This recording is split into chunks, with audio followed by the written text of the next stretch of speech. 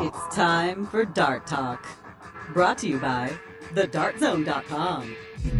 Stay in the zone. TheDartZone.com is an official Cosmo distributor and Windy City Fabricators, America's premier fabricators of orthotics and prosthetics.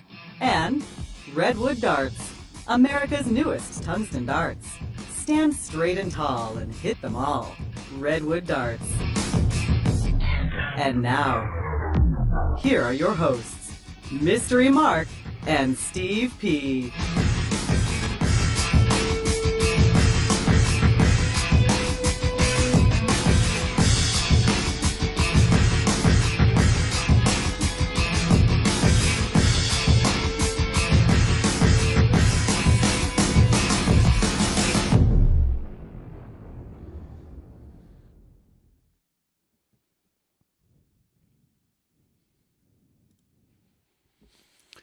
Welcome to Dart Talk. Welcome. Happy New Year. Happy New Year. Our first broadcast of iCast of 2016. Yes, it is. Steve P. with Mystery Mark. Dart Talk brought to you by the Dart Zone. Stay in the zone. DartZone.com is an official Cosmo distributor. Happy anniversary to you.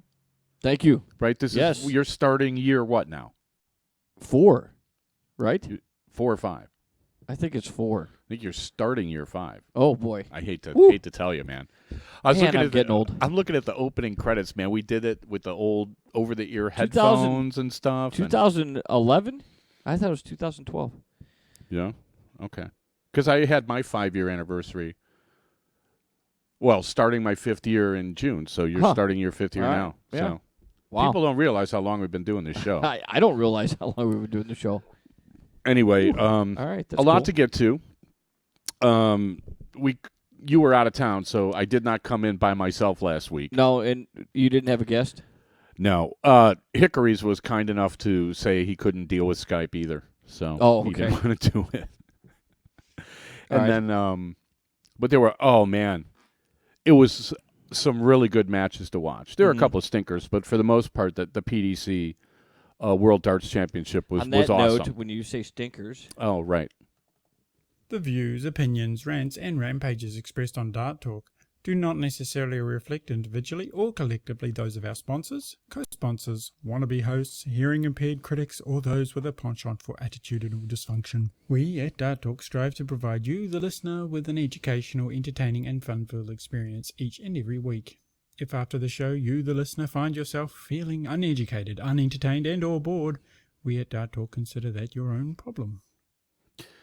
And I couldn't remember the guy's name. Somebody disliked one of our videos. He said it's the first time he's ever disliked one because we were a video is in one of our shows? one of our shows Yeah. because we were beating on Justin Pipe or something, and Oh, really? he's just got a slow style. It's like, Okay. yeah, I know he's got a slow style. That's why I brought it up. I mean, sit next to me at a Cub game when Matt Carpenter steps Were out of we the box. really beating on him? I don't remember. Maybe we were. I mean, I'm sure he's a lovely guy, great bloke, but in terms of the entertainment value and the watchability, watching somebody stand still and not do anything is paint drying. Mm-hmm. That's just how it is. And in the rhythm of a match, all the good matches, like top 8 and up, were like, players that found their rhythm and tried to keep it. I mean, it was like you can't always do it. And I know some guys have to play at a slower pace. Sure. I get that. I mean, that's his rhythm, but yeah, I agree with you. From a watchability standpoint. Steve Traxel was the walking rain delay. I mean, there are pitchers that literally take 45 seconds between pitches. People love to watch Oregon play football because it's, run a play every 12 seconds. Well, but that doesn't necessarily mean that they're going to win or that no. Or that, but the watchability of, run the ball up the middle 5 times, run the ball up the middle 5 times, and score a touchdown. People don't necessarily like that. The 3 yards in a cloud of dust. Yeah, I mean, those days are over. You can still be successful doing it. But anyway, our background, if you haven't noticed, the Baseball Hall of Fame, their 2 newest members. Apparently, I'm Mike Piazza and you're Ken Griffey Jr. Works for me. Yeah. Okay, I'm not going to make any comments about that. But they got voted in the Hall. The interesting nugget for the people that don't know is Griffey was the number 1 overall pick in the 87, I think, amateur draft. First number 1 overall pick to make the Hall of Fame. Oh, is he really? Yeah. Piazza was picked in the 62nd round. He was like 1,300, blah, blah, blah. He's the lowest drafted player to ever make the Hall of Fame. And then just by coincidence, in 94, Sports Illustrated had them both on this cover. So I was like, well, let's use that for a background. So we're not going to talk baseball. Not this week. Not anymore. We just did. Yeah, we just did. So where you want to start? You want to start PDC? And then, well, we might as well catch up with have you played darts yet this year? I posted on Twitter a picture. It's only been 6 days. Oh, okay. I posted.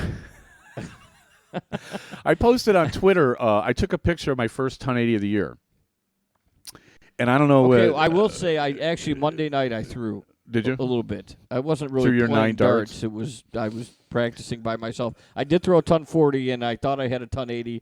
I heard it hit the darts little click, and I thought it was in, but it kicked it high. Yeah, bummer. So I cursed at the board while I was all by myself. Anybody that wants to look at my news feed on Twitter, I posted and I pointed it out to Jill, and I said I threw a British ton 80. And she's like, well, what's a British ton 80? I'm like, it's one where you could fit another 15 darts in the triple. Oh, right. You know, and they're all right there in the corner. If you'll notice, I am using longer points. Okay. And I worked really hard yesterday practicing, trying to get used to these things. And I really thought I started to really get them. They're flying really nice. They're flying really straight. So I'm excited. It was a lot of work. But yes, I have thrown, a lot of work coming back. I back. have thrown darts so far this year. I have not competed, but I have thrown darts. Well, we'll have to drag you out of the house sometime and make you compete. I'm surprised you didn't play like Monday night. Right after, because we went to where you work, and you're like, oh, it's supposed to be dead tonight. And then we're walking out, and there's like 7 people walking. I was like, you're not going in there, are you? Yeah. Okay. I felt sorry for you. Yeah, they stayed till about 10:30, and then it died down. Yeah, and they then, look but like I still didn't get a chance to go to the board until everybody had left. Because if people are there, but if there's like 3 people playing darts, they take up the whole area, and I can't do anything. But I have to wait for them to leave that area, and they didn't leave till like 12:15. Well, they look like brass players. Brass players they generally close the place out. So, but yeah, but I did get about 20 minutes. Yeah. So we'll recap the PDC, and we'll catch everybody up on Lakeside. The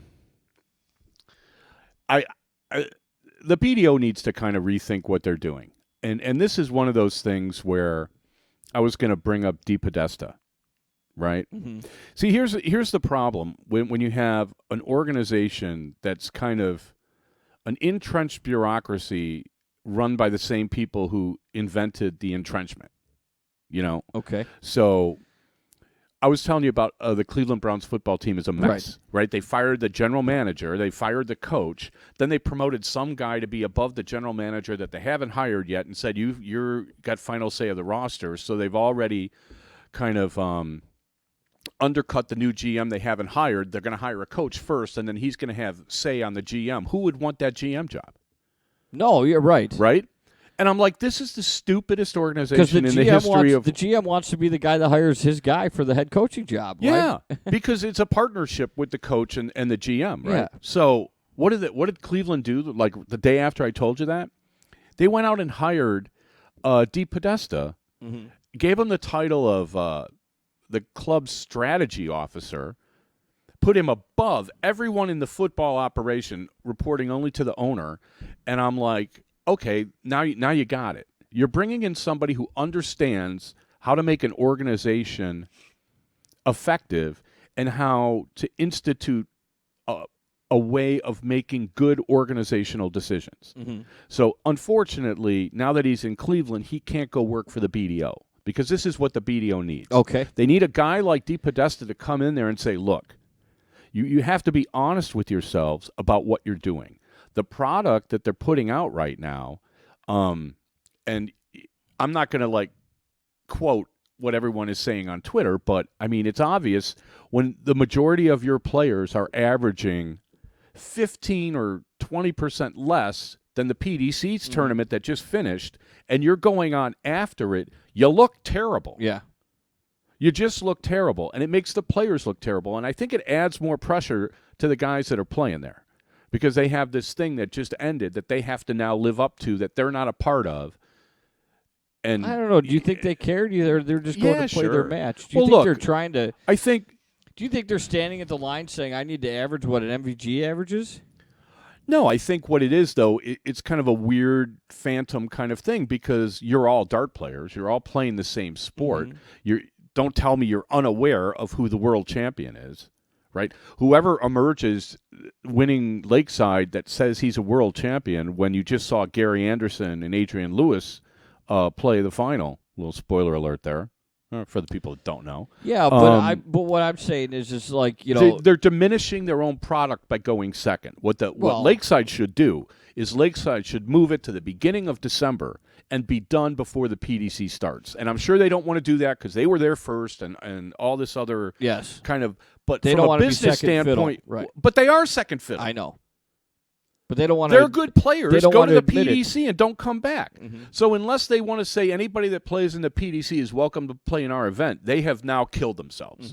They have now guaranteed that they're putting on a second-tier event with second-tier players and still trying to market it as a world championship. Now, where I come from, you can't do that. So what they ought to be thinking about doing is moving it to December and being done and out of the way, and then let the PDC have theirs. And they will end up looking better, and it would probably help the PDC because you'll get people watching, the last Well, they don't want to help the final. PDC. Well, the PDC doesn't need their help. I agree, But what I'm saying is, now Dart fans will kind of watch the last 8, the last 4, and then the final of Lakeside to get them warmed up for the Right. PDC matches. And then, I don't know, some of these qualifier matches that you start with are going to be like, well, I don't know. I'm not even sure some of those sold out. Maybe they did. I don't know. So anyway, that's, I was going to read some of the funnier things on Twitter, right? But then somebody posted, I showed it to you in the car. Yeah. Right. So let's just get this out of the way because I'm not into bashing individual players. So your boy goes up there and throws. Larry Butler throws three triple ones, throws a 9 mark, and for 9 points. Yeah. He throws 3 triple ones. As close to the triple possible. 20 wire as you could get them. Yeah. Right. The best group it's the grouping out of Young Frankenstein where the guy goes. It's a British 9. I mean, like Yeah. my British ton 80, he threw a British 9. Yeah. And guys are making jokes. Oh, hey, there's a 9 count. Okay, that's funny. Nice grouping. Okay, It was that's a nice funny. grouping. But then the other guys were like, "Well, this is representative of how sucky BDO darts are." Yeah. And I'm like, "Well, that's not fair." I totally disagree with that. They're kind of like trying to make a joke of it. And see, here's the thing. Jeff Smith told me last year, we had him on the show after he made the semis in Lakeside, and he's doing good now. He's through to the top 8. So we'll try to get him on the show when he's back in Canada, and he could tell us about it. Because what he was saying was the difference between the PDC and the BDO was that the BDO are like really dart fans, and the PDC fans are there to have a good time Okay. and be part Party, of the. It's a way party atmosphere, the costumes and everything. And okay, it's a totally different environment. But the BDO announcers are getting ripped on Twitter and stuff for saying things like, well, this is a great environment. Well, great for what? I mean, the spectacle of the PDC is really something compared to, Lakeside looks like a very kind of, well, it's like a library by comparison, although, it's not like Library Quiet. How did I start? I lost my train of thought. I kind of lost you too. Oh, Well, no. talking Well, about Jeff Jeff Smith Smith was saying with- that, okay, the real fans Yeah. are watching the BDO, and then the PDC is something else. Well, I don't know about the television fans, and I don't know about the people on Twitter. So I was like, well, I want to see what the Twitter people are saying about the BDO, since they're supposedly the real dart fans, and they're trashing it. Yeah, well, the problem There I are have some with the there were some Twitterverse bad is matches. they like to bash before they congratulate anybody. I mean, we talked about it. It's somewhat true. That's not. I mean, 3 darts parked in the very corner of the 111 aren't the worst darts you've ever seen thrown in your life. And, I mean, if you want to bash somebody, why aren't you showing some guy missed by 3 inches for a double to win a game? Yeah, right, As opposed which to happens. some guy that's trying to get back into a leg and literally throws 3 good darts that could have been great darts. And he gets bashed for it instead of a guy that's going for a double 18 and hits a 13. Right. Which happens too. But Or he parks a fat 7 going for the 32, Yes, or he anything needs like a that. 61 and he misses the fat 11. I mean, those are bad darts. Right. Those are darts that miss by 1.5 inches, right? yeah, Yeah. the guy missed by less than 1/8 of an inch. And then there's so many people retweeted. I was starting to get kind of really annoyed. And Yeah. then I read some of the comments. I mean, okay, I guys are saying like, well, I think between now and next year I'm going to throw 50 darts and then I can qualify for Lakeside. Another guy's like, hey, I threw a ton 40, so I must be ranked Well, 14th by the BDO. But see, the thing I want is every one of those guys that tweeted that. I Yeah, I'd want like to see them park play. 3 Yeah. triple ones. Yeah, like throw that. 3 triple ones. I want to It's see him not- do It's that. not that easy. Yeah, you can just talk all the smack you want. I want to see you do that. But I mean, the truth of the matter is that when you look at the tournament averages of what people are throwing in Lakeside versus the PDC, I mean, it's pretty obvious. It is different. Yes. It's pretty obvious. I mean, you throw 3 straight matches where you average around 85. Mm-hmm. You win 2 of them, and then one you only win 1 leg, Yeah. right? I mean, because the other guy's throwing like 95. I mean, the disparity, averages are kind of funny, right? And we've said I don't know how much you make of it, but the fact is Jeff Smith is out there basically averaging 91, 92, and he, All 3 days. Yeah, all Yeah. 3 days his average is almost the same, Mm. and then he gets by Martin Adams in a real close match, and then the guy today missed a couple of doubles and loses 4-1. I mean, it'll be interesting to see how Jeff does, for the rest of the way. Okay, let's take a break. Glad we got that over with. We'll come back and we'll wrap up the PDC. You're listening to Dart Talk with Mystery Mark Steve P. We'll be right back.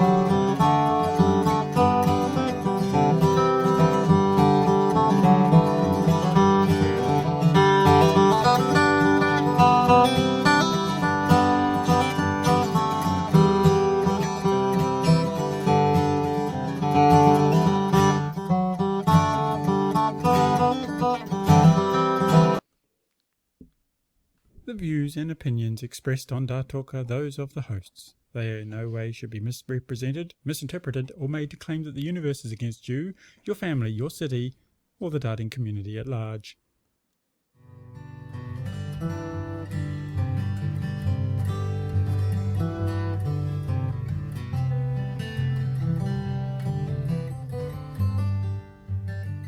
Hey, back for the second quarter of Dart Talk, brought to you by the Dart Zone. Stay in the zone. The DartZone.com is an official Cosmo distributor. Also, many thanks for people in the chat room that don't seem to be too happy with me right now. I'm not trying to be unfair, and opinions are not facts. And I'm not gonna. I am not gonna go. Type that. Look, I am not gonna go and calculate like what the averages were and all this stuff because I watched it all. So anybody who says that it was boring until the top 8 wasn't really watching. It literally says, So, and I don't think you I saw don't this know. before you just said that. It says opinions Steve speaks are not facts, and I was going to Yeah, well, facts aren't opinions. That's what I was just getting ready to type. Okay, well, I saved you the didn't trouble. see that post. But that's the point. Opinions are opinions. Everybody has their own opinion. Yeah, and hey, You're look, welcome to it. It's like if you think the best players in the world are participating in Lakeside, then think that. And we never compared the BDO final to the first round of BDO. The BDO finals in the last 2 years have been pretty good, Right. but the winners are now in the PDC. So I mean, eventually, if all your winners go to the PDC, you're weakening your own field every year. Right. You're a farm system. Well, and that's fine. If Darts So- 501 has her opinion on the fact that if she's a BDO fan, that's fine. Yeah. I don't have a problem with that. The BDO guys that I've met are pretty cool. As people, and the organization, what they do speaks for itself. I mean, I was going to actually do a little thing where I was going to rip on the WDF, but I don't think we're going to have time today. BDO can do what they want. I mean, they've been running darts there for decades. Right. But I mean, look at where Lakeside is now. Look at where Lakeside was 30 years ago, and look where the PDC is now. And where would you rather be if you're a dart player? Where would you rather be if you're a fan? If you think it's more compelling to go see the top 16 of Lakeside that I saw today versus a top 16 where guys were going down to like the last leg where they had to diddle, okay, knock yourself out. Maybe the beer at Lakeside's cheaper too. I mean, it might be a easier ticket to get. I have no idea. That could always help. The point I was trying to make is that I think from a business standpoint, the BDO should seriously consider moving that tournament and having it go before the PDC. I think for their own image, I think it would help. And if you don't agree, don't agree. I didn't stay up all night thinking about that. Right. It's kind of, you know what I mean? Okay, so where are we in the PDC now? We left off. Whew. We left All right. off before Christmas. So all the darts after Christmas. Yeah, so Saturday, December 26th. We got done with the 23rd on Wednesday. All right, well, let's make it quick. Just run down the matches with the scores, and if there's anything worth mentioning, I'll mention it. Ricky Evans lost to Jamie Cavan 4-0. Yeah, Ricky Evans didn't even show up for that one. Which is apparent by the 4-0.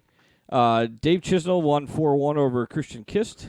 Yeah, after that match, I really thought Chizzy might win. I really did. I was thinking he was looking really, really good. He was the 13th seed. That was my guy. Yeah. Gary Anderson won 4-1 over Daryl Gurney. Yeah, and Daryl Gurney actually played good. It was just, Gary was just too much. Just too much. And I'm telling you, watching Anderson in the earlier rounds, I've never seen anybody look so casual. He had a ton in a 80 big tournament or a ton like that. 70 to win, and one of them. Anderson did. Yeah. Yeah. He throws a ton 70 and a 9 darter in the same week. It's pretty good. Well, spoiler alert, he threw more than one ton 70 out. Did he really? Yeah. All right. So that was it for Saturday. There wasn't like a double session on Saturday. I think there was actually. That was day 8. That's all it was. Okay. That's all that this has. Then the next day We go was to probably day a double 9, session. Sunday, okay. yeah, Sunday. There's the afternoon session. Right. Michael Smith beats Steve Beaton 4-2. Yeah. I don't know. Beaton about halfway through that match looked beaten. Okay. I just had to say that. Dimitri Vandenberg loses 4-2 to Benito Van de Pas. Yeah, I really thought he was going to put up more of a fight. He must not have had much left, and Benito played pretty well. And Kyle Anderson loses to Vincent Vandervoort. Yeah, it was up 4-2. 2-0. Was up 2-0. Ooh, really? Yeah, and then it was kind of weird. They were talking about it too. The same thing happened to him the year before. He was up 2-0, and then all of a sudden it's 2-2, and then all of a sudden he can't find a triple, and kind of sad to see. I don't know, lack of stamina. Mhm. Like he can't focus long enough to, his focus fades after 20 minutes. I mean, the mental stamina part, people don't talk about it, but there's something to that. Yeah. So then in your evening session, Raymond Van Barneveld 4-3 over Bunting. Yeah, and that was a really good match. It was a really good match, and Raymond fell behind and kind of fought back, and it was one of those kind of matches where they're both hugging at the end, and like, oh, you got to be kidding me. Bunting is going to have a hard time. I could just tell by the look on his face. Raymond's got his number. Mm-hmm. He's going to have a hard time getting by Raymond. And then your next two matches are whitewashes. James Wade 4-0 over Wes Newton. Yeah, and it was, the kind of Wes Newton was like, they were saying before the broadcast that only one person thought that he would win that match, and it was Wes Newton. And when Wes got on the stage, I looked at him, I'm like, he doesn't think it either. Nobody thinks that. He's been struggling. And, Wade just like brushed him aside. And Van Gerwen, same score over Darren Webster. Yeah, that didn't take very long either. I really thought Darren Webster was going to put up a little bit more of a fight, after watching him in the round before. But, MVG was in, crush mode. Yeah, apparently. 66% on your doubles and 109 average. Yeah. Woo. I mean, we've been talking for a long time now about how the level of play has been raised, and especially in the last, I would say from the quarters on, I mean, it was like, I've never seen so many 12-dart legs in my life. I mean, it was just one after another. I was just astounded. Then we get to Monday, December 28th. There's an afternoon session where Alan Norris beats Joe Mernon 4-1. Yeah, people were yapping about how Mernon was boring, and Norris played great. So I don't know what that was all about. It was kind of a weird kind of thing. Webster 4-0 over Terry Jenkins. Yeah. Not much to say about that one. Well, here's the thing with Webster.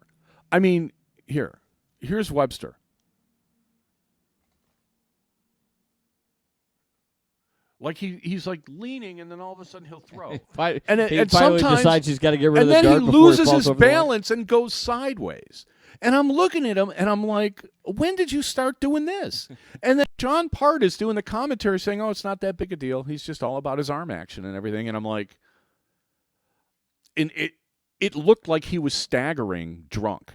I'm sure he wasn't, but that's what it looked like. Right. And then Jenkins just couldn't hit anything. I mean, it was... You hate to see that happen to a guy like Terry, but... Metzer Sulevic, or is it Sulevich? Sulevic, I believe, against David Pallett. Yeah, wins 4-3. And that Nice went tight down. match. That went all the way down to the wire. And they played the last set. They played really well. They were struggling kind of before that, and Pallett's kind of like, let's get on with it. And Sulevic kind of takes his time, and gets set. And then once he's delivering his darts, he's pretty much as quick as anybody else. But there's all this in between time he takes that other people don't. And then he's like on a finish, and he's going to first he takes the guy's pulled his darts already and has walked back. Then he takes a drink of water and he gets to the line. Oh, really? It's like, okay. I don't see how that helps anybody, but the guy's been doing well. So what are you going to do? Yeah. I think it threw off. I think it threw off Pallett, but Pallett kind of ran out of bullets in the last couple legs there. Your evening session, a bunch of 3 easy wins for these guys. Adrian Lewis 4-0 over Andrew Gilding. Peter Wright 4-0 over Ronnie Hybricks, and Phil Taylor 4-1 over Kevin Painter. Yeah, Painter didn't have it, and Wright and Lewis threw really good. I thought Adrian Lewis, after watching him destroy Andrew Gilding's the guy I was asking you because he looks like one of the Batman villains from the old TV show. Like, was there an Eggman or Mr. Freeze? Yeah, I know there was a Mr. I had never Freeze. heard of those guys that you brought up, but yeah. Oh, okay. Well, that's kind of what he looked like. And Okay. he didn't really... After about 4 darts, he looked like... He threw like he the was good. Eggman, Yeah, apparently. after 4 darts, he looked like, well, just I'll be looking out of here pretty soon. looking at the stats. He was calling Uber. Uber's not answering. Okay. Yeah, so these matches were kind of like, oh god, total blowouts. But the winners weren't averaging 85 either. No. Just saying. Right. So William Hill, somebody in day the chat 11. Let's see. Where is it? Okay, here we It's go. gotta be there somewhere. Another afternoon session. All right, so this says second round. They finished the second round. Yeah, with the last second round match was Yelly and Mervin. Yelly Clausen beats Mervin King 4-2. Right. And then you start your third round. Michael Smith 4-0 over Benito Van de Pas. Yeah, I really thought it was like a different player. And Smith did put him under pressure right away, and Smith hit a lot early, but Van de Pas just had nothing. I was really shocked by that. And then James Wade 4-1 over Jamie Caven. Wade's cruising. Yeah, and I looked at that match thinking maybe Wade can actually win this. Well, he seemed pretty calm, and Right. he's throwing good, and he's hitting pretty much everything. And it's not like his scoring was inconsistent or his finishing was inconsistent. I mean, he played really, really solid. Mm-hmm. So I was like, what do you know? Then your evening session goes Adrian Lewis 4-0 over Sulovic. Gary Anderson 4-0 over Vincent Vandervoort, and Michael Van Gerwen loses to Raymond Van Barneveld 4-3. Yeah, and he averaged 105. Van Gerwen did, and he hit 50 or 60% of his doubles. Check out the here's where the stats will kill you. Check out the stats on that match and tell me who you think won. Yeah, so 105.7 average for Van Gerwen, 100.4. Van Gerwen took out a ton 70. High finish for Van Gerwen, 124. Both 5 breaks to throw, which is even. And then 42% of checkouts for Van Gerwen and 33% for Van Barneveld. Yeah. So it doesn't look like Van Gerwen won? Other than he got outscored on the ton 40s. But he beat him on the ton 70s and the ton 80s. Yeah. By a lot. Yeah. Right? It was the weirdest match. It was weird. But if you look at all those scores, the tons, ton 40s, pluses, all that stuff, how does Van Barneveld have 10 more shots at a double than Van Gerwen? It seems weird. It seems does, like Van Gerwen it seems was kind of weird, right? beating him to the punch. It was a weird match because Raymond was never really ahead, but Van Gerwen couldn't finish him off. So what Van Gerwen would do would be outplay him and then get to the fifth leg and blow a shot at tops, and Raymond would take out 124 Really? and win the set. Yeah, and he showed a lot of bottle in the last set. Do you have the set score for the last set there? That would be set 7, 1-3. Yeah. So it was 1-1, and Van Gerwen blew whatever his outshot was, something simple like 60. Okay. And then that was the one break to go ahead, and then all Raymond had to do was hold his throw. Mm-hmm. And the match is over. And if they would have met later, where it was a longer format, I think Van Gerwen would have got him. It was a weird momentum kind of back and forth. It was one of the most fun matches to watch I've ever seen, and the level of play was incredible, just incredible. And for Van Barneveld to win that opened up the entire tournament for everybody. I was really starting to think after that Peter Wright might win, because all he does is lose to Van Gerwen in this thing, and Van Gerwen's finally gone. Right. Where you don't even have to play him. Yeah. So I figured, right then, Peter Wright was probably the favorite. But it was a fantastic match, and that was a third-round match. So that's top 16, third round. Whoever said top 16? Somebody in the chat room said the top 16 matches were terrible. Yeah. You had Van Gerwen and Barneveld. Oh, please. Okay, let's move on. I'm going to spend people probably already know most of this anyway. But day 12.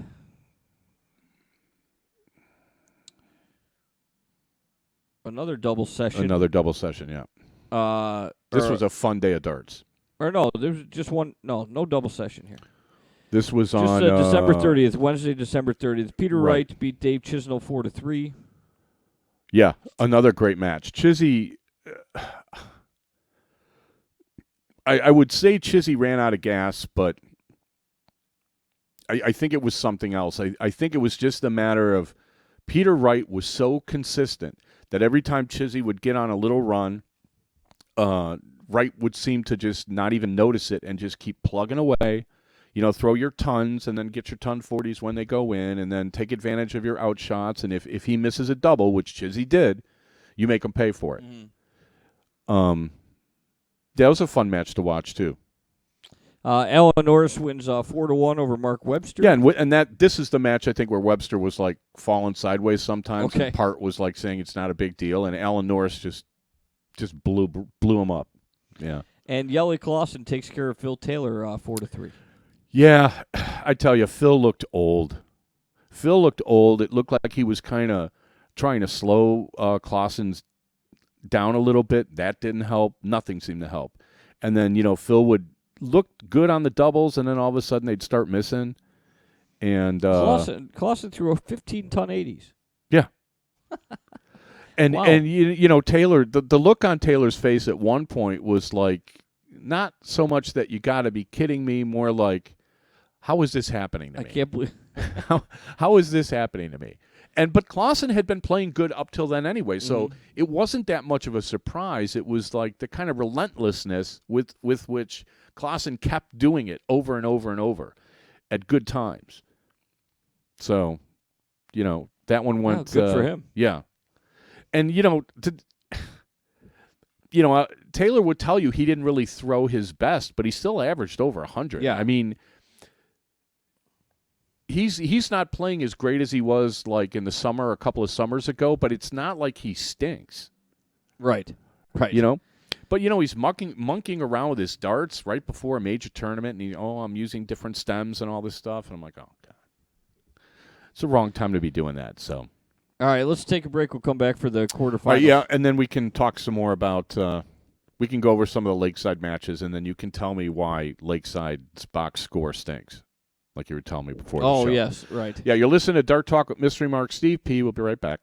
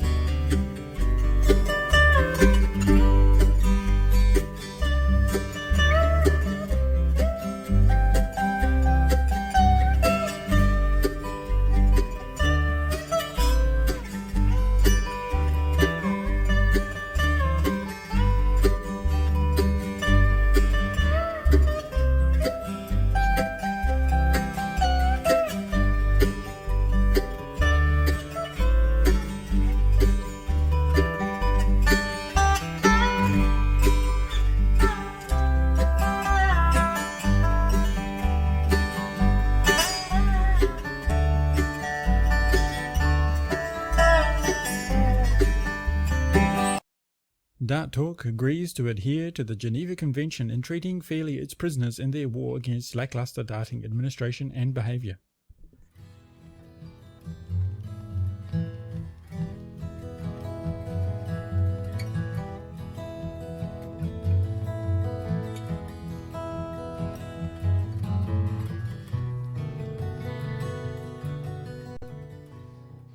Okay, back for the second half of Dart Talk, brought to you by the Dart Zone. Stay in the zone. TheDartZone.com is an official Cosmo distributor. Mark's having a hard time reading the results and reading the chat at the same time. I could talk to him about multitasking, but he might not listen. Yeah. So somebody's calling us what? PDC fanboys now? PDC fanboys. Hey, Well, you know, if listen, the- I understand there's not a lot of people in the chat room, but the only person chatting, nobody's backing her up on her statements here. Is it a woman? Her, he, she, I don't know. I just guessed. Okay. I have no idea. 50-50 shot, yeah, right? I have honestly no idea who it is. Okay. As like some people in our chat room do not like to identify being themselves. called a fanboy is sort of like I So. don't know what to say about that. If the BDO came to America and for years invested millions of dollars putting on dart tournaments, I might be more of a fan. Well, I just figure we might as well just continue on with this so-called PDC show, and we'll go to the quarterfinals right now. Yeah, the quarters were what a fascinating day of darts this was. Wednesday, third round. Peter Wright beats. Oh, we did that already. Yeah. Why is it on the same day? I don't know what you're looking at there. I don't either. Here we go. See, I'm overclimped. All right. Don't let the chat room get to you, man. Afternoon session on Friday, January 1st, New Year's Day. Alan Norris loses to Yelly Clausen 5-4. Yeah. Sounds like a good match. Yeah, it was a very good match, and I really thought Alan Norris was kind of going to get there, but he fell too far behind. Couldn't really get, and Yelly was still playing real well. Did your nerves start getting to you? He goes 4-3 against Taylor, and now he's 5-4. Do close matches like that? Well, Do they start getting Clausen to you, was up, or and do then they help you out? Well, it depends kind of how it was. If I remember right, Clausen was up 4-2, and then Norris. Clausen knew that all he had to do was hold his throw in the next set, and he would win. So okay. The pressure there was kind of on Norris because he was behind. Right, just looking at the set score, 5-4. It's a little bit. It's a little bit misleading. It's more a matter of like, who's got the throw and who's down a break of set. Right. Right. Okay. The guys who Sure. lose, and that was what Barney was doing, is he would keep losing his first set on his throw, so he'd be down 2-0, and then the other guy would hold, and now it's 3-0. Mhm. Well, you're only down one break a set. You're going to have to get the guy somewhere to get even. And then the way they do it, if you're tied in the last set, there's a tiebreaker. So, you're all you're really down is one break a set. So if you look at it that way, some of these scores are be a little kind of misleading, different. Well, right. yeah. I mean, the whitewash is obviously, Yeah. a little bit different. But Gary Anderson beats James Wade 5-1. beat him like a bloody drum. Beat him easily, and played with more confidence than I've ever seen him play with. I don't think that there was any thought in his head that he was going to lose to James Wade. And Wade, I didn't think Wade played as well as he had in the other matches, but then again, no one played like Gary did against Wade. So, Right. Your evening session, Raymond Van Barneveld wins 5-4 over Michael Smith. Yeah, and I kind of felt bad for Bully Boy, but he would go into these lulls, and that's how Raymond caught him. Mm-hmm. Because if I remember right, it was another Raymond fell behind a break a set, and Bully Boy started out playing really, really well, and then all of a sudden he would just fall asleep and start throwing like 57s and 45s, and then he'd wake up and then he would play good and get the lead again, and then he'd go into another lull, and they're sort of inexplicable, and he's so young. I don't know if his energy level drops or if he's got this thing where he focuses when he's behind, then he catches up, and then he loses focus and starts throwing some loose darts, and all of a sudden, no, I'm not ahead anymore, kind of thing. So for him, to improve, and congrats, I believe they put him on the Premier League roster, which I think was a good move. Good for him. Yeah, they need to get some of these younger guys up there. So, well, that's definitely going to help him. Yeah. So he's, up-and-coming star, and he's, not a BDO farm system product. He's from, like, the PDC's farm system. Right? I'm telling you, it's looking like that's the real masterstroke that the PDC did was, they started their own farm system, independent of the BDO, their own tournaments, long format, and these kids are great. These kids are great coming out of there. Then your evening session, Van Barneveld. Oh, no, I'm sorry. And then the last one was Adrian Lewis beats Peter Wright 5-2. Yeah, and I was really surprised that Wright didn't really look like he was up to the task. And Adrian Lewis played great, just played great. So if you look at the winners there, Raymond keeps coming from behind to win. Mm-hmm. Gary Anderson and Adrian Lewis and Yeli Clausen are all playing fantastic darts, and I'm like, this is going to be one heck of a semi with those guys. What do you think? I don't know what you're looking at there. Well, I'm looking for the next round of results. Oh, well, I could tell you who won the semis. Oh, here we go. Oh, okay. No, apparently I opened up another browser that had a bunch of information. Okay. So you get to your semifinals, and Adrian Lewis beats Van Barneveld 6-3. Yeah, and this was the kind of the end of the rainbow for Van Barneveld. For Raymond. He just got to a point where you reach back and it's not there, and Adrian played flawless, just played flawless darts, and it wasn't like Raymond stunk, but it was like whenever Raymond needed to hit something, he would miss it, and in the other matches he was hitting it. Like against Lewis, I think he took out. Did he take out 161 twice? Or he took it out once, and then he was sitting on it again, but then Lewis took something out. Against Michael Smith, I think he took out 121 like 4 times. 1 on the bull and 3 on the double 14. Really? I mean, it was, but against Lewis, nothing was there. If he had a 149 and he hit the 2 triples, he'd miss the double. If he had 80, he'd go fat, and then, wire the double. I mean, whenever he needed to hit a dart to make something happen, he missed it.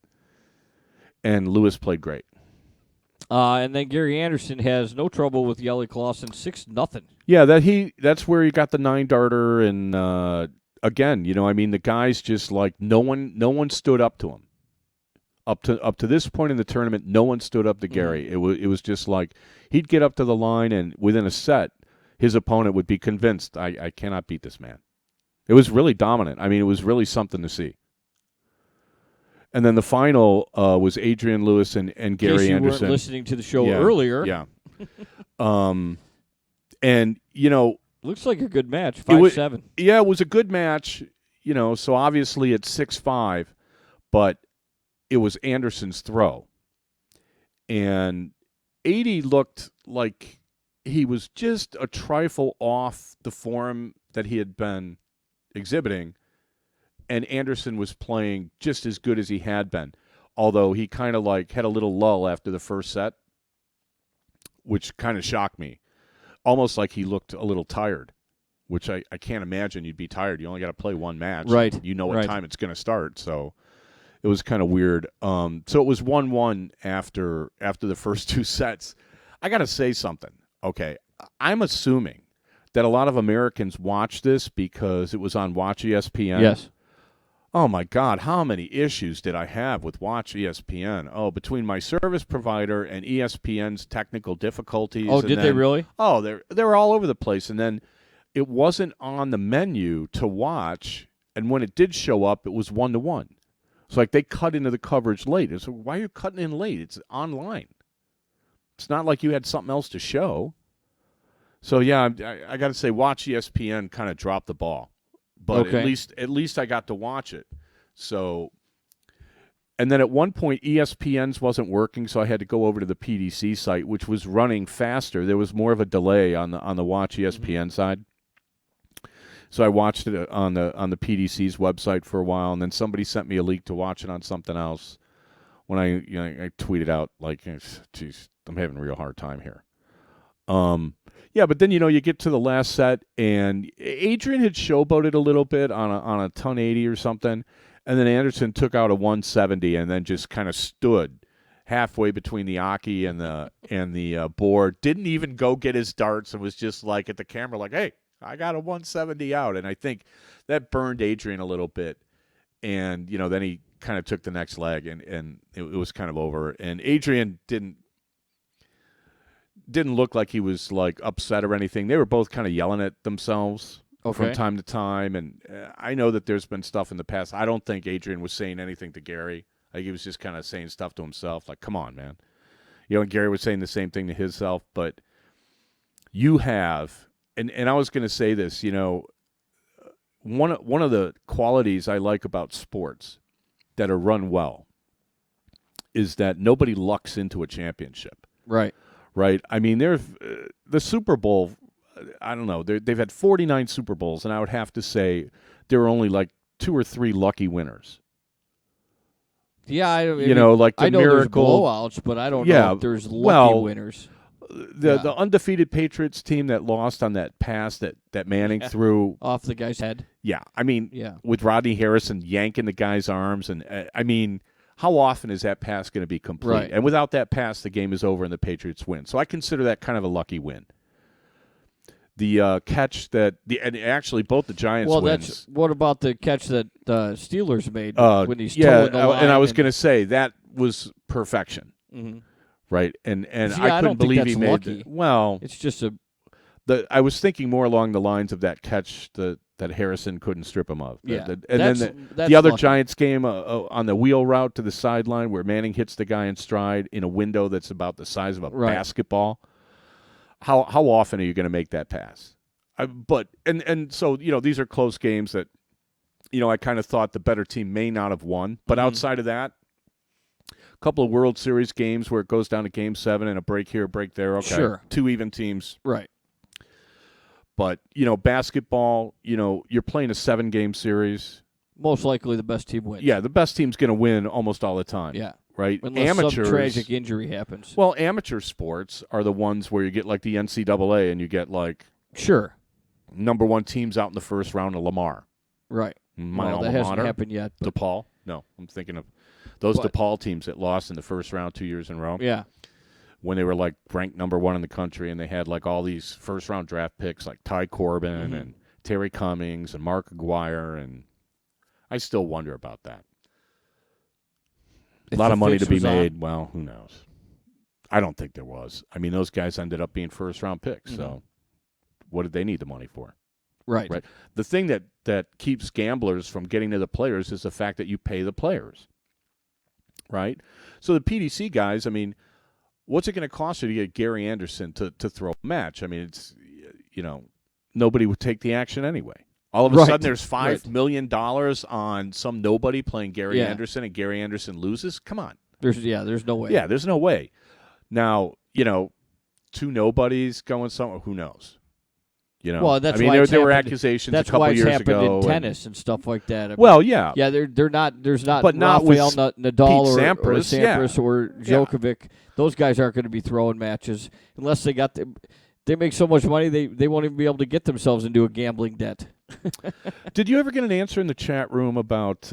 We had a question for somebody who's basically. I think they're just kind of frustrated with our attitude and our take on the BDO. Yeah, well, they're just going back to the fact that we're talking too much about that they don't think the BDO is as bad as we say, and that 60 averages. Did we say it was PDC, bad? No.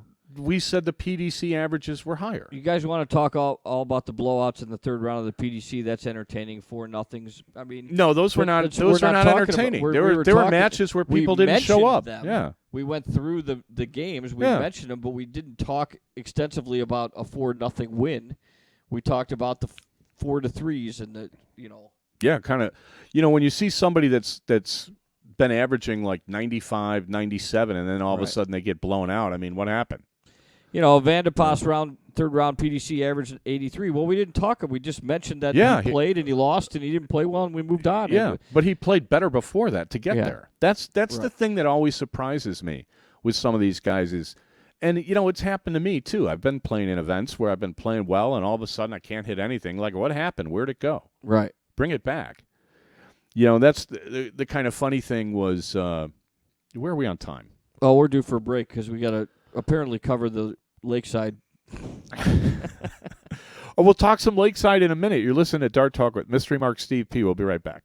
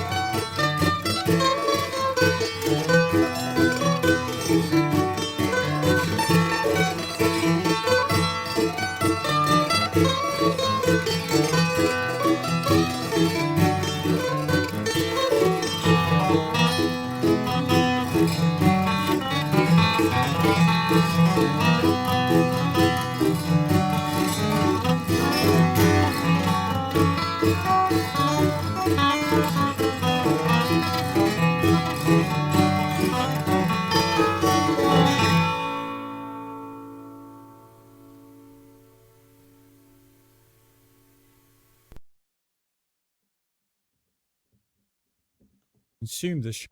You are now and forevermore warned that you consume this show at your own risk, and that Dart Talk cannot be brought to justice in any court or by any government, including and not restricted to the grand spaghetti monster of the Triple 20.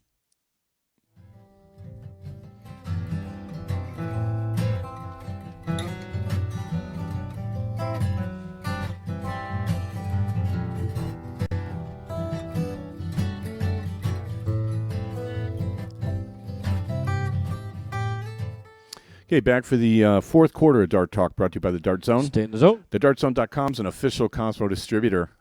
We kind of came in late from the break Yeah. because we're starting to argue. Well, Look, my opinions are my opinions. We've had Jeff Smith on the show. We had him on the show after he made the semis in Lakeside last year.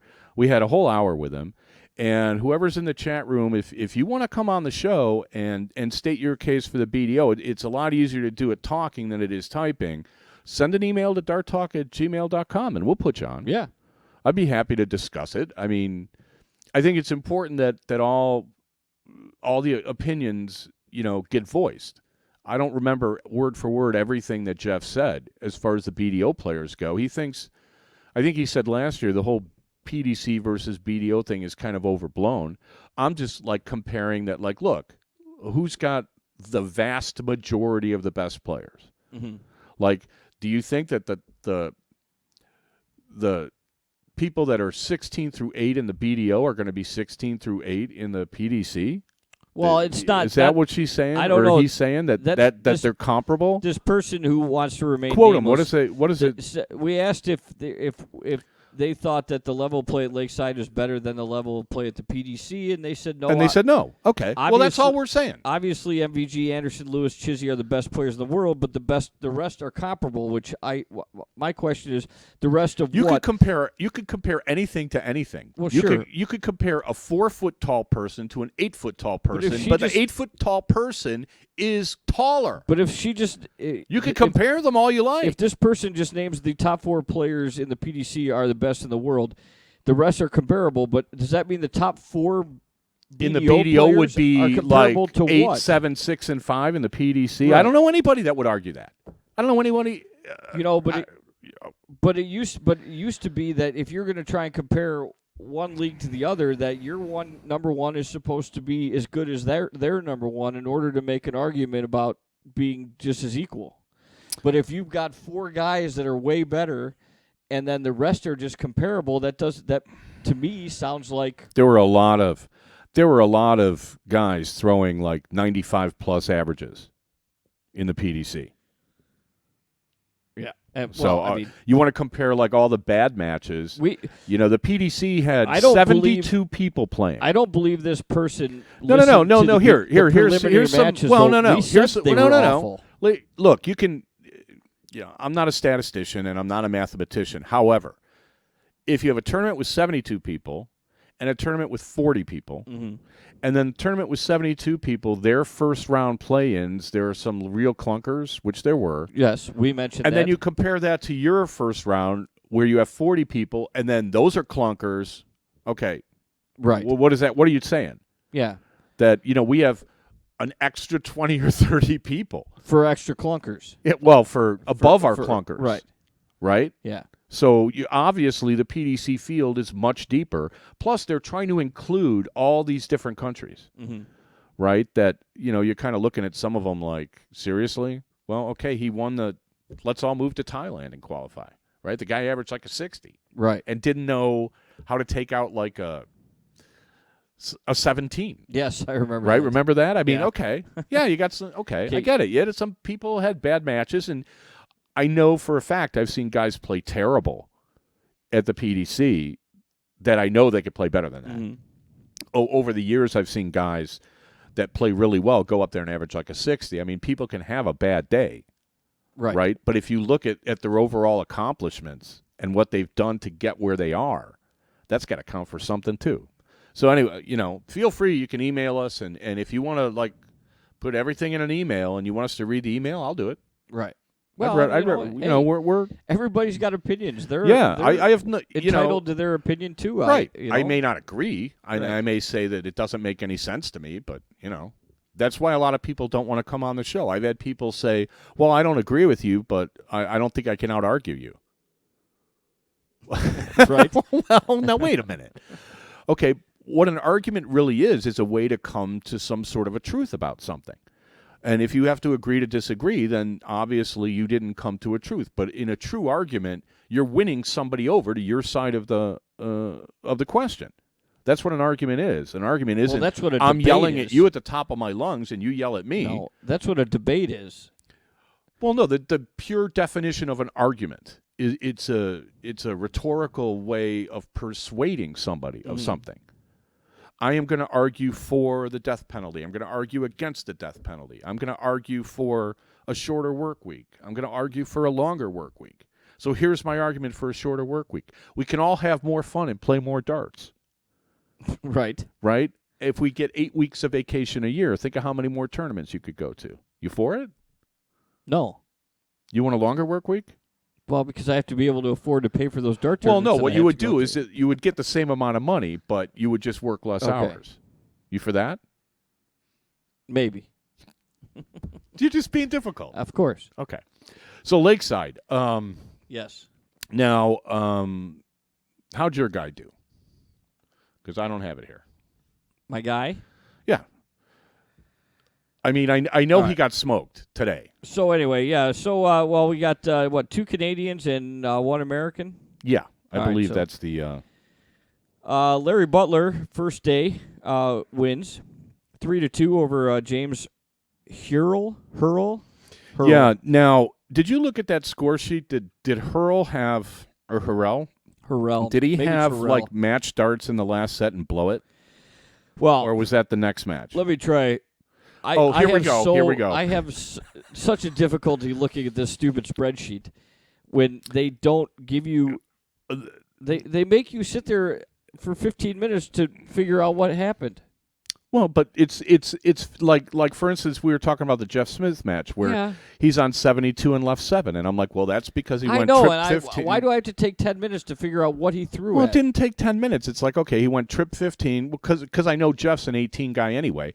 You go trip 15, single 18, but single I don't 9, know 72. that, and I'm going to sit here and have to. Well, you know that I need well. an abacus to sit there and try and figure out the different You ways don't even know how to use an abacus. to go from 72 to 7. Do you know how to use an abacus? No. They tried to teach it to us in grammar school. Yeah, we flipping kind of the all things went, around, yeah. hey, this is fun. Yeah. So, anyway, but I don't see on the spreadsheet, score sheet here, if they give averages or not. Well, Oh, they have set averages, Yes, which look to be like a little under 90. Yeah, Larry 29.3 is like 90 and a half, right? Right. Oh, they have it on the other page, yeah. Okay. Well, Larry threw, 27.85 times 3, so. So that's Just 60, under 90. 70. Yeah, well, 27 point something. Yeah. It's closer to 85. Right. Okay, Right. 85 average is not.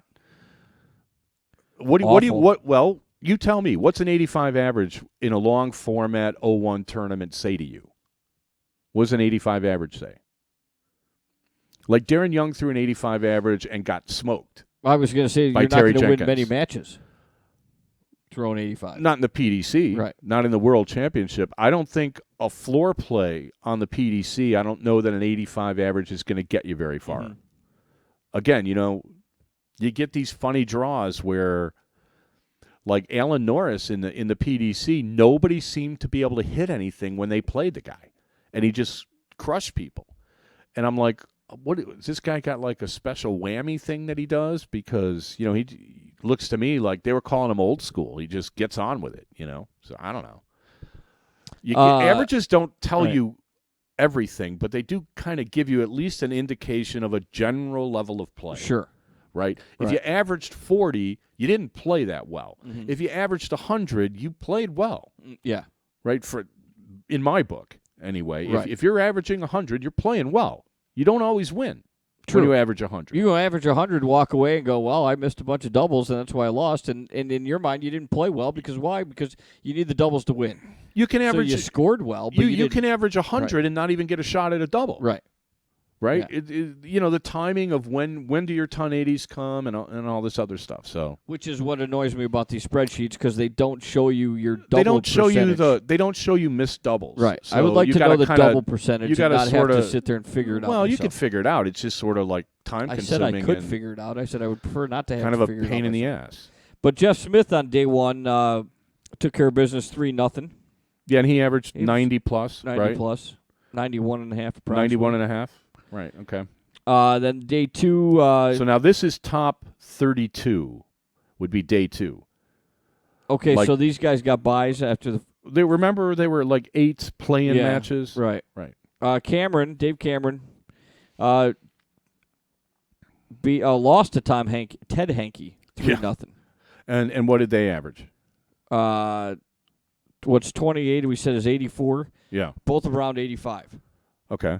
and technically by hundreds of percentage point. Yeah, and Cameron there's averaged higher, 85s where you score well and you're terrible on the doubles, and then there's 85s where you don't score well but you're decent on the doubles. So, a lot of red there for Hankey. But where's your? How many darts? 18 darter, 23. Well, you darter. got Hankey in the first match averaged like Yeah. 93. Cameron's had the identical average almost for 3 straight sets. Right. But darts used 21, 21, 14, 15, 18, 18, 18. You don't win many matches in the PDC with throwing 18 and 21 darters. It just doesn't happen. He lost to Hankey. And then I will say this about Hankey. Apparently, his doubles percentage in his next match was 4%. That's how many That's doubles awful. he missed. What I don't know if somebody was exaggerating or not, but Then we go to day 3. Larry Butler takes care of Ryan DeVredy. Okay, what were those averages? Threw a little better. Almost 29 for Larry, so that's 87, Okay. just slightly under 87. What was the set score there? 3-2. Okay. I looked at one of the spreadsheets, and it looked to me like Larry's opponent blew match starts somewhere. Look at the very last leg. 30. See, they both had 21 darts. Yeah. Yeah, see where it says 15 and he and left 30? he had What did he leave left himself on on? 10. So 10 plus 50. Oh, he threw a ton 40. Then he throws a 15 to leave 40.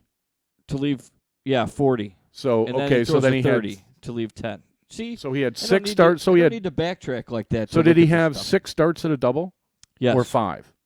I would guess The 15 left 40. Right? So he had 2 darts at a double there, and then he had 3 darts at a double to leave so. when He had left the 10. 55. Yeah. So I'm saying he had 6 darts at the double. Well, Well, no, 5. he had 5 darts So at he the had double. 5 Right. so he had 5 match right. darts in the very last leg. Yeah. And then Larry took out a 96. Right. So he won on a 21 darter. Yeah. You got to feel like you got gifted there. Oh, I would sure. feel like Yeah. the guy gave it away. Five darts at a double? That's too bad. But good for Larry. So he goes on to the round where he plays Duza. Yeah, and does then it. I don't see Jeff Smith's not in that day. No, he played the day after, I think. And then, Jeff Smith takes care of Martin Adams. Yeah, and They both threw well. yeah, identical averages, right? Pretty close. Yeah. Oh, What was the set score over there? 90. 3-0 though. Yeah, so that's going to come down to if they have identical averages and Jeff wins 3-0, that means that Martin missed more doubles. Mm-hmm. Is kind of the way I interpret that, right, without looking at anything. Right. That's what you would think. Yeah. And that was it for day 4. Yeah, that was yesterday. And so then day 5 today, Larry Butler loses 4-0 to Glenn Durant. Yeah, he only won one leg. He had at least a whack at a double bull on 135 from what we saw. And then what was his average?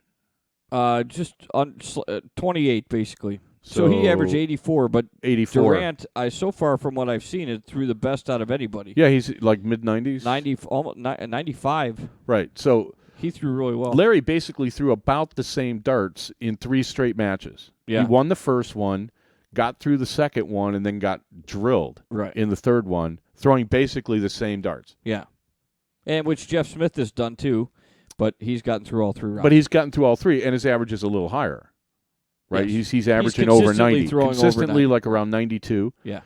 And what I would like to see, if I was going to say Jeff has a really good chance of winning, is I'd like to see that average kind of go up In every the later match. rounds, right. Yeah, you want to kind of, play better in progressive rounds. So hopefully he can get it up because Norris averaged 96, 95, 95, and 98 in his matches. What are we talking about? I don't know. Who's Norris was in the. I don't know. I assume he's the guy in the PDC, so I don't know. I said Norris was killing people, that nobody was throwing anything against him. So I don't know what they're talking about.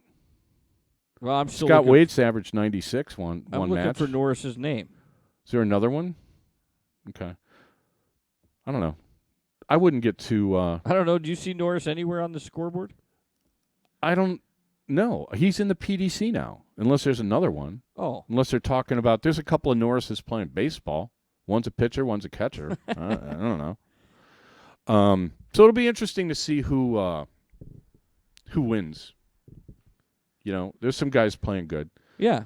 Now, what are we going to do next week? We're going to. When does Lakeside end? I'm thinking it ends on Sunday. On Sunday? I'm thinking they got to play the quarters tomorrow. If they have the quarters on 2 separate days, Tomorrow then they and could Friday. have the semis on Saturday and the final on Sunday. Yeah. Right. So, and then they're doing the women. I didn't see any Canadian women in it, so I saw Lorraine Winstanley won. Mm-hmm. Detta Hedman's still in there. Yeah. I don't know what to say about the women's matches. I think Fallon Sherrick was out early. She was that like really young girl that kept throwing the 1080s, and it looked to me like they were all an accident. But then she kept doing it over Right. and over and over and over, and I was like, how does she do that? So it was kind of fun. Yeah, she lost day 2, 2-1. Okay. Well, I actually was gonna talk about some practice stuff, but I guess we're not gonna have time. Are we on the hour? Are we done? Oh, we're 15 minutes over. Oh, really? Yeah. Well, don't argue with the chat room.